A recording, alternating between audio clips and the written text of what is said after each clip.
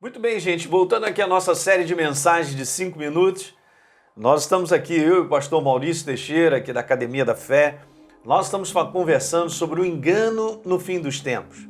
E tantas coisas nós já falamos um pouquinho aí nos vídeos anteriores, mas a gente vai continuar falando sobre esse assunto. Nós sabemos que a Bíblia, gente, a palavra, ela já declarou tudo a respeito de como o diabo trabalha na vida do ser humano. Só nós começarmos a analisar um pouquinho Gênesis capítulo 3, como o Maurício falou muito bem aqui antes, mas eu quero te mostrar, por exemplo, em Apocalipse capítulo 12, verso 9, está escrito: foi expulso o grande dragão, a antiga serpente, que se chama Diabo, e Satanás, o sedutor. Essa palavra ela significa o enganador de todo mundo. Sim, foi atirado para a terra e com ele os seus anjos. Tá certo? Veja, olha que coisa interessante aqui, uma outra passagem de Apocalipse. Apocalipse capítulo 20, verso número 2, diz assim: ele segurou o dragão, a antiga serpente, que é o diabo, Satanás, e o prendeu por 1000 anos. Verso 3, lançou no abismo, fechou e pôs selo sobre ele para que não mais enganasse as nações. Nações são povos, povos são pessoas.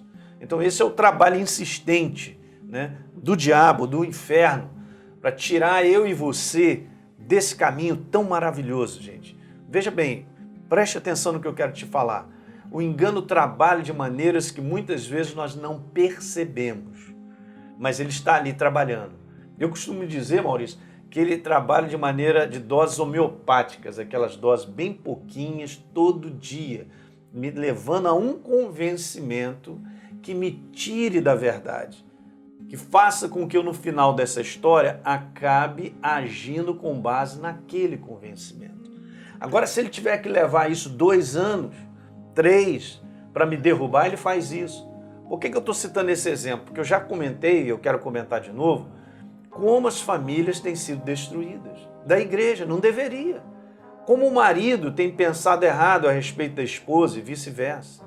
De como a pessoa tem que ser na visão dele e aquilo outro, ela tinha que ser assim, ou ele tinha que ser assim, e aquilo outro e tal. E aquilo vai alimentando uma opção de coisas.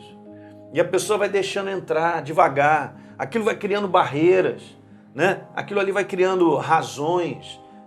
Eu tenho razão, eu tenho motivos, eu tenho para fazer isso, fazer aquilo outro. E no final dessa história quebra. Ele gastou talvez 5, 6 anos, mas quebrou a vida do ser humano.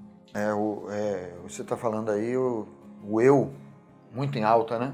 Isso. Porque eu penso assim, Porque eu vejo que eu tenho o direito de agir desse modo ou dessa maneira, Eu queria que você prestasse atenção num aspecto, Que em primeiro lugar, tudo aquilo que Deus tem para a tua vida, como tem para a nossa vida aqui, é o melhor para a tua vida.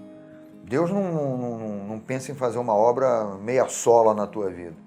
Muito pelo contrário, A obra de Deus é uma obra onde o próprio Evangelho declara, a própria palavra declara, que Jesus veio para destruir, para desfazer as obras do diabo. E dentre essas obras está o engano, as sutilezas, que trabalham de acordo com as nossas paixões, com a nossa humanidade, com o nosso eu. Se o nosso eu cresce, a voz de Deus diminui, abaixa. Então é importante esse despertamento de você, quando ouvir a palavra de Deus e a voz de Deus, saber, eu estou ouvindo a voz de alguém que quer o meu bem, que quer o meu melhor, que quer edificar a minha vida, no aspecto familiar, profissional, no aspecto da tua vida, Nós fomos chamados por Deus para prosperar em todos os aspectos, não somente num aspecto da nossa vida, em particular, mas em todos os aspectos, Esse é o nosso Deus que nos resgata.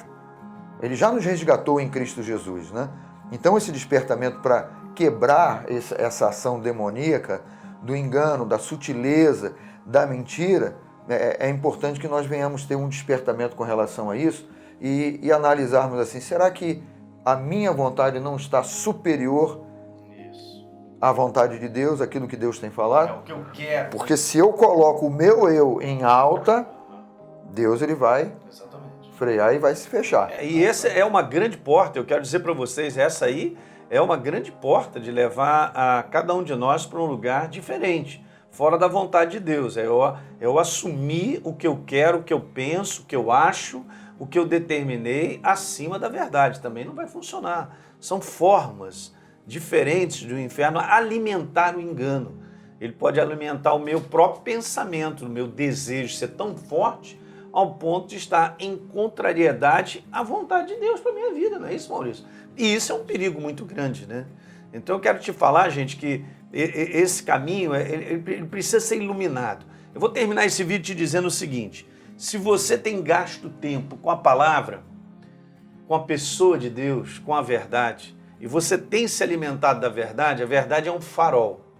Ela é uma luz que ela mostra os tropeços, ela mostra as pedras pelo caminho, ela mostra as situações que são colocadas pelo inferno para que a gente venha tropeçar.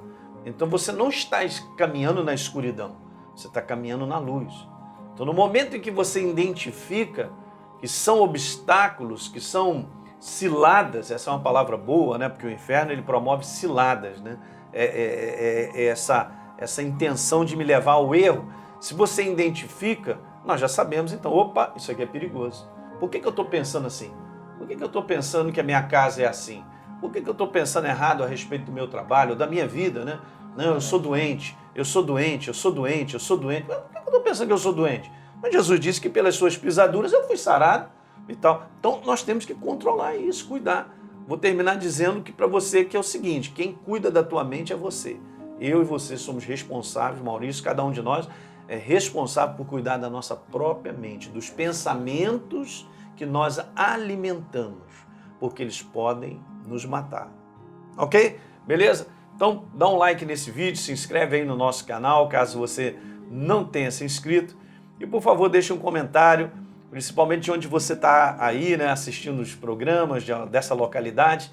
E a gente tem feito essa pergunta aí, né, se você quiser colocar também para a gente o que você considera um engano no fim dos tempos para a igreja, né? O que está acontecendo na igreja que você considera que é um grande engano nos dias de hoje. Ok, gente? A gente se vê no próximo